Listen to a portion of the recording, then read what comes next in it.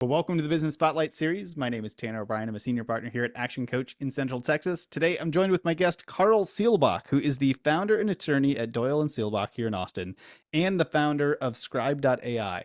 Excited to be jumping in, having some conversation about business, about, I'll call this crazy journey of entrepreneurship and all the stuff that comes along with it. So, Karl, first and foremost, thank you for taking the time. Why don't we just start with a little bit of background? Give us the 10,000-foot view of who you are and tell us about kind of these two businesses. Yeah, so currently I feel like I'm sort of like an Uber and super fan for my daughters and their club sports, volleyball and basketball and things like that. But yeah, no, appreciate the introduction. Appreciate you having me on. I'm an attorney based in Austin, Texas. I'm also the founder of a legal tech software company, Skribe.ai, and have had a lot of fun in that journey so far. It's kind of a couple chapters in to my career after working at a really big firm, but I live just outside of Austin, Texas, and for many years was just kind of a cog in the wheel of a big law firm until finally, getting the courage to hang out my own shingle in 2015 and start my first business. I love that. So 2015, is that when you started the attorney practice? Yeah, exactly. Yeah. I was at Winstead, which is a big Texas-based law firm, about 300 to 350 attorneys, great law firm. And a really good friend of mine, Trick Doyle, and I decided that if we were ever going to be able to grow the practice that we were doing, which is a lot of personal injury defense work, that we needed to open our own firm so that we could bring down the overhead and in turn bring down the rate structure. And so we did it with, didn't go exactly as planned, but we did it and we started it and we've grown it from one client with one case to about 35 institutional business clients that send us repeat business and a team of 15 attorneys. And I think we've got 10 or 11 support staff members, mainly paralegals. Hmm. So tell me more about that journey or that tipping point and deciding to go out, kind of on your own there and make that leap. Was that an easy transition for you? Was it a little frightening and worrisome as you jumped into it? Kind of what was that experience like? Yeah, it was the latter. It was frightening, worrisome, gut wrenching. All those words come to mind, losing sleep, partly because it didn't go exactly as planned, but life seldom does. So what originally was supposed to be two clients, one of which was a fairly sizable client with a lot of cases, did not come along with us for the journey. And that was a very painful lesson to learn in many respects, both financially as well as just from business relationships with some of my peers and mentors who I really respected at the prior firm. So it was an interesting journey. I would say, we were extremely hungry for work and we just rolled up our sleeves and we did, really the old fashioned word of mouth, like go out. This was pre-COVID. So we drove to Dallas many times, Houston many times, met with everyone in our network to let them know that we were ready, willing, and able to be their defense attorneys on their cases, and even handled some plaintiffs' cases, which kind of gave me a newfound respect for a lot of these plaintiff personal injury attorneys and what they do for their clients. So it was a very educational process and what it takes to start a business, what it takes to run a business. But I think that we are quite a bit stronger for it. I think we probably were complacent when we were at the prior firm, and maybe if things had gone smoother in that exit, we probably would not have been nearly as successful as we have been because we wouldn't have had that real acute need to go develop more business. And so ever since that happened, to me, one of my goals has been to always diversify, to, never be satisfied and to just keep growing, keep getting more clients, making sure that we're doing a good job for those clients. But it's kind of this appetite for growth, I guess. Hmm. So where does Scribe come in? At what point did that kind of come to fruition, and how does that fit into to everything that you're working on? Yeah, I mean, that's a great question. So, Scribe is a legal tech company that the main mission of Scribe is to dramatically reduce the cost and time associated with capturing legal testimony. So, have you ever seen a deposition or heard of a stenographer? Yes, Yeah, and have you ever seen a stenography machine, like the keyboard? You know what it looks like? kind of. I have like a vague picture and idea of it. Okay, so for the last 150 years, stenographers have typed depositions on these kind of funny looking keyboards, and they take phonetic notes of everything that's said. And that was really cool technology when it came out in 1877, but obviously technology's changed a lot since then. And so one of my frustrations as an attorney for years, for 15 plus years, has been it always costs too much to take depositions, in my opinion. And I was always frustrated that when the deposition was over, for me to get a copy of that record, the transcript and the video and the exhibits typically took about 3 weeks or more. And that if I wanted a quick copy, what court reporting companies call a rush, I would have to pay double or triple.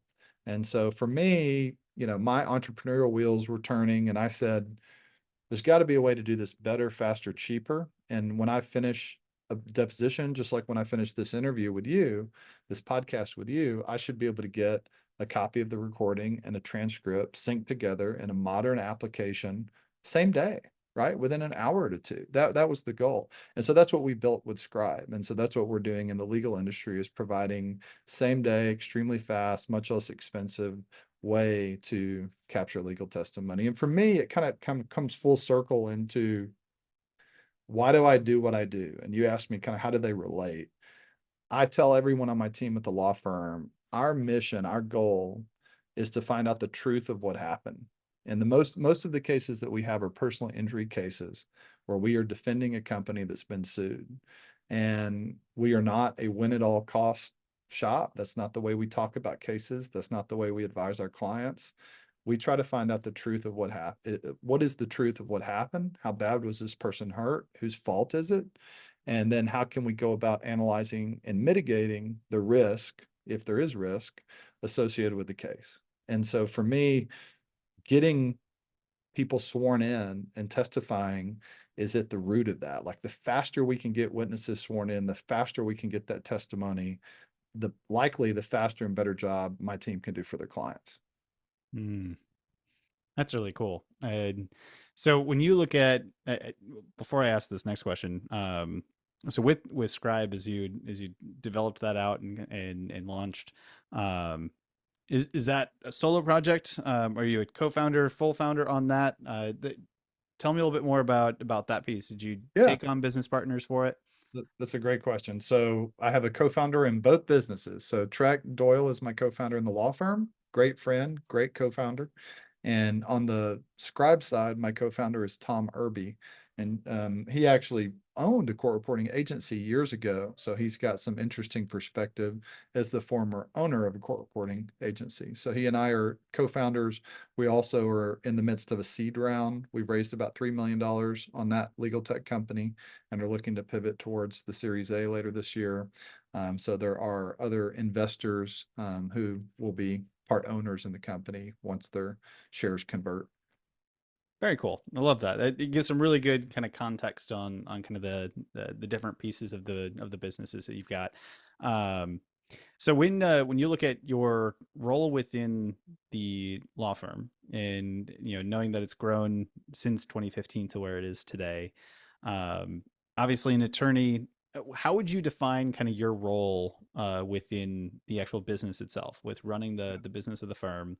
Kind of what hats do you wear within the business? Yeah, that's a great question. So this changed over time. My originally, for I'd say the first 3 years at least, if not the first 3 to 5, I was wearing many hats, too many hats at the law firm. I was everything from the IT department to the firm administrator to the payroll to the HR. I mean, I was kind of doing almost all of it. It's not to say that I didn't have some help. We certainly had team members who were helping me, but I was the primary point person for most of those things. Even when we first started, I was doing the invoicing for the firm for at least the first couple of years. And I think it was time well spent because I learned so much about every facet of the business, about, getting the insurance for the company, of making sure we have modern payroll software that works well, that doesn't take a lot of time for the team. Even, honestly, like at our very first office, stocking the office and making sure that we have, food and drinks for our team, those types of things. I used to help manage. But I've since learned that, to grow, to go from kind of 5 employees to 10 to 10 to 20 to now 25, 26, and then the next milestone. At some point, you have to build a system. You have to let some of those smaller things go, even if you're the type of person who, likes to either control things. I don't know if that's necessarily my personality or not. You have to ask my team, but I at least have a very high threshold for what I consider quality work product, right? And so I have uh, so a lot of things, it's often can be hard to let go of. Well, I know how to do that, so I should just go ahead and do it. Or I Mhm. know that if I do it, it'll get done right. And so that's the way I used to be wired. I think I've gotten quite a bit better at letting that go. And if you're ever going to grow, you have to, right? You have to be willing to trust your team, and your team wants and needs that sense of responsibility and ownership so that they can feel confident in their own role. So that's been important for me, growing from, a really small company where I wore a lot of hats to trying to step aside and get people in the right seats. Sounds familiar, probably. It does. It's one of those things that when you hear the stories of that, it's if you haven't been through it, and you're a business owner out there that hasn't quite let go of a few things and taken some of the hats off and trusted the team, sometimes it can be easier said than done. So I'm curious, as you kind of grew through that process, what was I want to say what was it like, but was there anything that kind of went through your head and like, okay, I need to just give this one up, and it's okay at this point that I'm able to do that. Kind of what was that piece to be able to let go of some of that? We'll just call it control for simplicity. I think I'm still working on it, honestly. I think I'm still getting better at it. It's it's a hard thing to do, and I'd recommend to your listeners to get some type of business coach. I happen to have one informally through one of my co-founders, Tom Irby, who has provided business advisory role. He's been kind of a business advisor, business coach for many years, as kind of a side gig that he's done. So he coached me. We read the book Traction together. Well, he had read it before, but started to put some processes in place around, visionary versus integrator, and all the different roles in a company that need to be filled, thinking about it from, more of a how do we grow this business from 5 to 50 to 500. And so, the other concept that I think really rang true when he was coaching me. Now he's got his hands full with Scribe. He's the CEO and co-founder, so he doesn't have a ton of time to coach me on, law firm stuff. But one of the things that he said that really rang true is, you have to make time to work on your business, not just work for your business. Mm. And I think that, for whatever reason, that was the first time that I'd heard it put that way. And it resonated. And so now I try to make time at least every month, if not every week, ideally once a week, where I am thinking about it from a high level. I'm not working on the cases. I have reduced my case count a little bit. That helps free up time to spend in a more managing partner ownership role, as well as doing some of the thought leadership things that I've been doing with Scribe around podcasting and webinars and things like that. But it's a different role, right? At some point, you're practicing law less and you're managing a business or growing a business more. And I think you kind of have to get to the point where you're okay with that, like that you see that shift or that evolution in your career, and all those, months and years that you spent in the trenches with your professional skill, whatever that may be, whether you're a CPA or an attorney or some other profession, that to be a business owner and to grow a business takes another set of skills, and that you have to spend time sharpening those tools so that your business can ultimately flourish. And, I think that one of the things that's probably I thought about years ago as I started shifting some of these responsibilities to other people was I really need to get to the point where if I got hit by a bus, or if I wanted to take a month vacation, that the business would just keep operating, and that I wouldn't be, kind of the end all for any particular thing, that there would always be kind of someone else that can handle, or someone else that was running point. And so I think that that's important. I think that's the difference in building, kind of a solopreneur, kind of a solo business or really small business where the owners have to be involved in every single decision of any significance versus building a larger business that has the potential to scale, that's set up organizationally in a way that's healthy. So yeah, it's maybe a little more than you wanted, but that's kind of what comes to mind. Oh man, you can go down that path all you want. That is music to my ears. Absolutely love it, and couldn't agree with you more.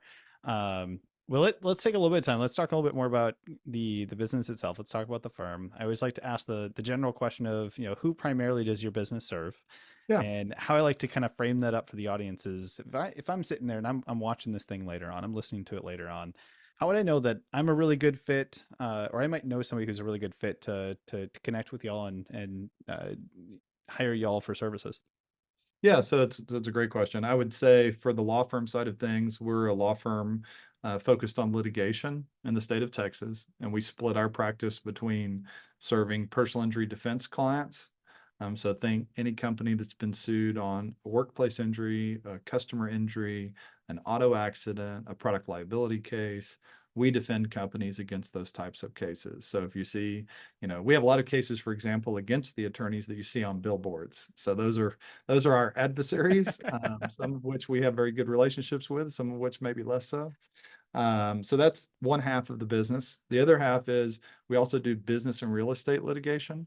So Mm. if you're in a business that needs a good commercial litigator, or you have a real estate transaction that's gone bad, we also handle those types of cases as well. And we kind of pride ourselves on, I say, kind of zealous advocacy, but unmatched service. So we try to be really strong advocates, but we also try to do it in a way that's providing really the top level of service that you would expect if you hired a really big law firm at $1,000 an hour.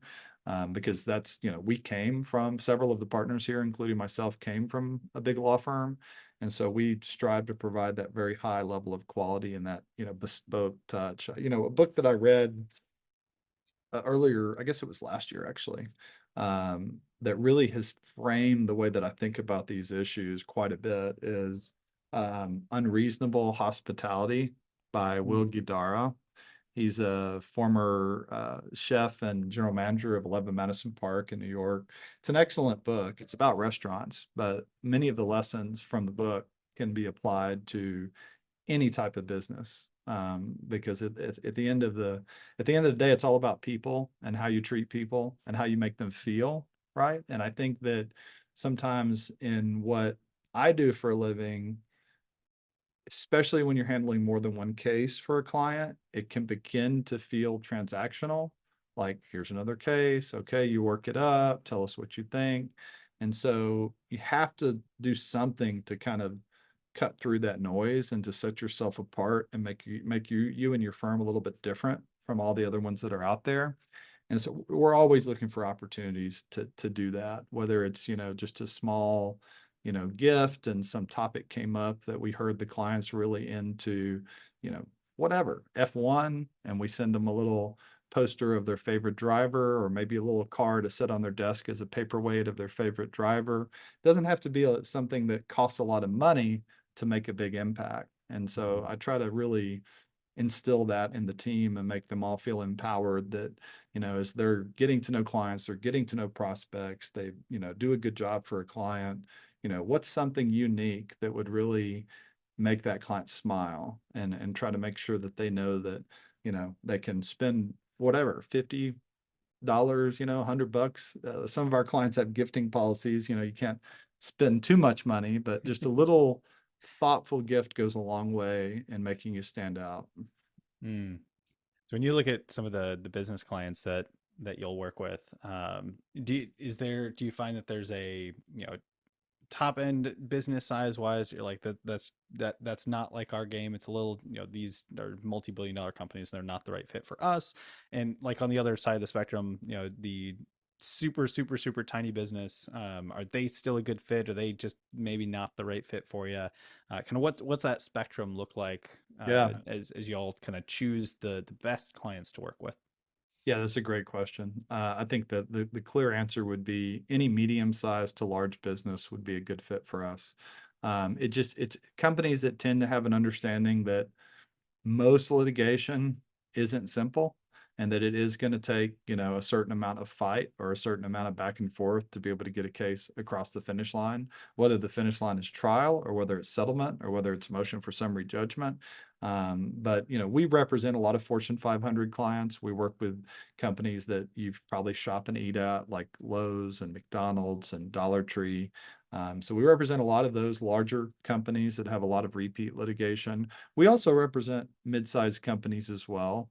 I would say for small companies, it can be difficult because a lot of them don't have the experience with litigation to um, fully comprehend or appreciate. And I say that just based on their lack of experience with what it takes to defend a case and the cost associated with that, and some of the things that are going to happen through the course of that lawsuit. So we tend to be a good fit for mid-sized to large companies that have an existing need for outside counsel. I ask clients all the time, why did you consider another law firm? What made you shop around for law firms? And the number one issue is a failure to communicate. It, it's Mm. it is either a failure to communicate timely or clearly. And so one of the things that we pride ourselves on at our firm is staying on top of the cases, right? Making sure that the client knows that we have a game plan. Here's what the game plan is. If we have questions, pose the questions, but really think of every case as what are the action items that need to happen today to set us up for success tomorrow. And so if there's one thing that I both practice and preach, it's staying on top of my team about when's the last time we updated the client. Okay, great. I'm glad to see this progress. Has someone let the client know? And it doesn't have to be a full-blown memorandum every time something happens. It could just be a short email. Hey, here's a little update in the case. I just wanted you to know we're working on this and we're making progress. In fact, one of the things I coach the team members on all the time is even if you don't have time to do a full update, and let's say you're completely busy, like last week, I was out sick for a few days. I will still email the client to let them know that I haven't forgotten about them. That, hey, Mm. I'm tied up, or hey, I'm out of the office. I've been sick and I'm going to be playing catch up next week. I want you to know I have not forgotten about the issue. I will get back to you next week. Let me know if that's okay or if you need it sooner. Those are the types of things that can really, I think, help. They seem obvious, but it's amazing how many attorneys mess it up. I'd take you even a step further and say how many people in general or businesses in general mess that step up. It goes such a long way. It's absolutely amazing. Well, Yeah, as we, I think it overlaps with one of the things that I tell the Scribe team from time to time, which in today's world, speed is not just important, it's a requirement. And so you have today's world moves fast. You can't wait for weeks or more to get to the next step or to let your client know about something that happened that's significant in the case. You've got to be willing to move quickly. And, maybe that means a little bit less formality, but more substance delivered by email. But you can't, just let things just kind of linger on the back burner, because before you know it, you've got 20 things on the back burner and, now all of a sudden you're behind. oh, that's so true. Well, I know we've covered a tremendous amount of ground. I want to be respectful of the time that we have here. So I've got a few rapid fire questions. I like to just kind of pull out some, we'll call them wisdom nuggets for the audience here. Okay. I'll But when you rapid look, fire make something up. Go ahead. beautiful. So when you look at kind of your journey from, working at a big law firm to starting your own firm to now on this additional venture, what would you say for you is kind of your key to success? The way you do one thing is the way you do everything.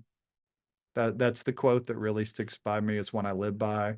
I mean, you really have to, I think you have to be passionate about what you're doing. And if you're not, you should find something else to do, quite frankly.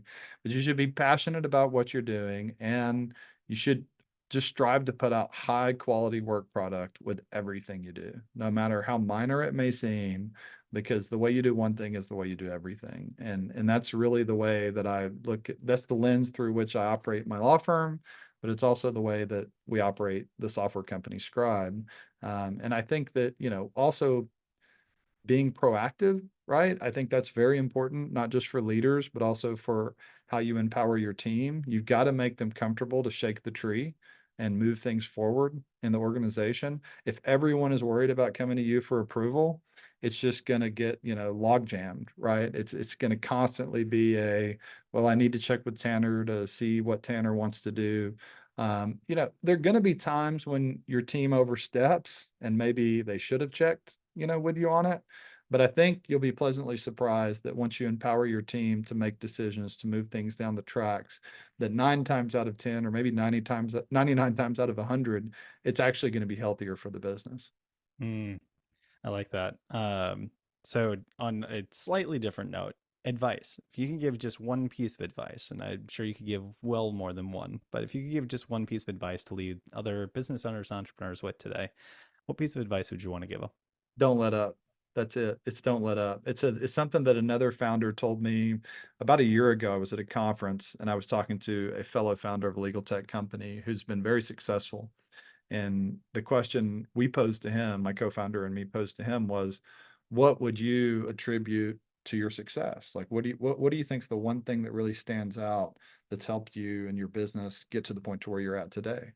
And he looked at us without missing a beat and just said, never let up, never let up. And his point was, it often, if not almost always, takes more time than you think it's going to take to get from A to B, whatever that A to B is for you, whether that's growing your business from 10 to 100, whether that's some type of personal fitness goal, whatever the goal is, the task, it always takes more time than you think it's going to take, but don't let up. Just be persistent. Keep pushing every day, one more bite at the elephant, right? And so eventually you'll get there. That is powerful. One more of these rapid fires before we get to the final questions, and that's book recommendations. You gave one already. Do you have any other book recommendations that you would give to the audience? Yeah, the one that I gave earlier again was Unreasonable Hospitality by Will Guidara. I really like this book a lot. I also, Traction is a really good read for business owners. There's a handful of others. I actually have gotten in a habit of listening to books more than reading them because I do it during my commute. So if you see me looking down, it's because I'm looking at my Audible list here. There's an author named April Dunford who's kind of a marketing specialist, and she's got one that I enjoyed called Obviously Awesome, and it has to do with product positioning, which I think can apply to all sorts of businesses, including professional services as well. I read that one more for the legal tech company Scribe, but that one was really good as well. I enjoyed it quite a bit. Very cool. I love that. That one I get to put on my list because Oh, that's a new one. the other one, actually, this one you may have heard of. He's a little more well known probably in the your industry. But Founder Brand by Dave Gerhardt. Founder Brand's excellent. It has to do with, you know, a lot of founders are extremely busy, regardless of what type of business it is. Doesn't have to be a software company, doesn't have to be a law firm. A lot of us are just very busy or stretched for time. But at the end of the day, there is a story to be told through founders, whether it's one or more founders, but there's a story to be told through founders that can only be told through the founders. Like the Mhm. why. Why do you do what you do? How did you get to where you are today? And I think at some point, just getting comfortable with being uncomfortable, because a lot of people don't like public speaking. They don't have time to do these podcasts. It's a hassle. No one's going to listen. I can tell you, having only done about 10 of these, that you get more comfortable the more you do. And you'd be surprised at just what the return on investment of time is. We've at Scribe, on the one hand, we've gotten at least 4 or 5 customers out of podcast appearances where when we ask them how did they find Scribe, the response is, I heard Karl on a podcast. And that's kind of just blows my mind. And I attribute that to the book Founder Brand by Dave Gerhardt. And one of our Mhm. investors, Jeff Eversman of Longview Tech Ventures, he handed me that book at a lunch. And he was like, here's my advice to you. Go read this book and put it into practice. And I just told him thank you about 2 or 3 weeks ago for recommending that book because it really is inspiring. It's a really granular explanation, kind of like a tutorial slash guide of how to actually put some of these things into practice. And I'm still learning. Like I'm far from perfect. I'm by Dave Gerhardt standards, I'm probably failing. But when I saw Jeff a couple of weeks ago and I thanked him, I said, "Hey, you gave me this book," and I read it, and I actually started doing some of the things that this book recommends, and it's paying off. He smiled, and you could tell he was very appreciative. But he also said, I can't tell you how many people I've given that book to that either never read it or never did anything that the book said to do. He said, so I'm kind of relieved and a little bit surprised that you actually read it and that you're actually doing some of the things in the book. So, but Uh, it's a very good read. I love that. And then for everyone that's watching, there's probably your biggest learning out of the entire day. Like actually go take action on these things that you're learning. Like if you just take one thing from one of these books or anything else like that, or one thing from this podcast and actually take action on it, it can make a world of difference. Yeah, But I mean, before we I get to love the end, because I do want to be respectful of time here, I want to make sure that we have an opportunity to give everyone context. Like, where can they go to find out more information about you? How can they follow, see some of these other podcasts that you've been on? Where can we advise them to go for more information? so I always like people to come straight to me. Like you don't have to go through, an assistant or some other barrier. Feel free to email me, Karl at Skribe.ai. That's Karl with a K at Skribe, Skribe.ai. Or look me up on LinkedIn, Karl Seelbach, Seelbach. Happy to connect with you on LinkedIn. Happy to visit with you, give you kind of my thoughts on some of the best practices for both professional services companies as well as software companies. I'm still learning, so it could be that you end up helping me more than I help you. But I found that conversations like this, and Tanner, thank you for having me on. Really only help us grow. Mm. For those that are watching, I'll make sure that all of this is in the video description below. So please make sure you do that. Actually make a connection. That is one of my favorite things with the business spotlight is actually making some connections, especially for those of us that are here in the Central Texas market. So please take a moment, at very minimum, send a message, say, "Hey, Karl, saw you on the business spotlight. Great conversation," and just kind of make that introduction there. So, Karl, as we wrap up, I've got one final question I like to kind of end these conversations on, and that is simply, what is most inspiring to you today? Inspiring to me today. I know you gave me like a little preview that this was going to be a question, but that was a couple of weeks ago, and life can sometimes take a turn on you. And so, I think it's really, you got to find your why. And I think it's so important for not only professional development, like to do really good and grow your business, but also if you look kind of inward to make sure that you're getting out what you're putting in. And you've got to ask yourself why you're doing what you do. Like, I think that almost writing yourself an essay or a letter just on that topic should be the homework you do before you do any other business work on your business is Mm. what is your why? And I've thought about that a lot over the last year to two. I've thought about it even more, in the last month or so. And I think it's critical for success is figuring out, what is your why? And it can be simple things too. Like it doesn't have to be profound. For me, it's a combination of family on the one hand. Why do I do what I do? Well, the number one reason is providing for my wife and my two children. That's the number one reason. And if that's your only reason, that's okay. But for me, the number two reason, the close second, is finding out the truth. I think is extremely important in the context of the type of litigation that I handle. So I really view every case as a challenge for me to find out the truth. What happened? So that I can then figure out how am I going to advise this client based on what I've learned. And so yeah, that's hopefully it's a little bit inspiring. But for me, it's helped shape the way that I think about the businesses that I've started and why what they do actually matters in society. Like why, like what role does it play in society for a personal injury defense firm or for a legal tech company that's looking to reduce the cost of capturing legal testimony? How does that actually help create a better society?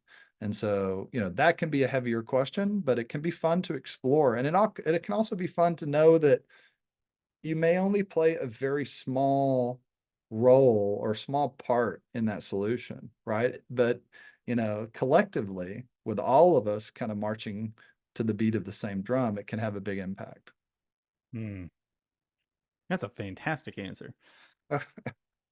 Carl, I want to say thank you again for taking the time. This has truly been a pleasure, and just fun to really just get into it a bit and hear a bit of your story and how the business has grown and the different things you've learned along the way. So I just want to say thank you for taking the time to be here and share with us today. Well, thanks for hosting. I've enjoyed it, Tanner.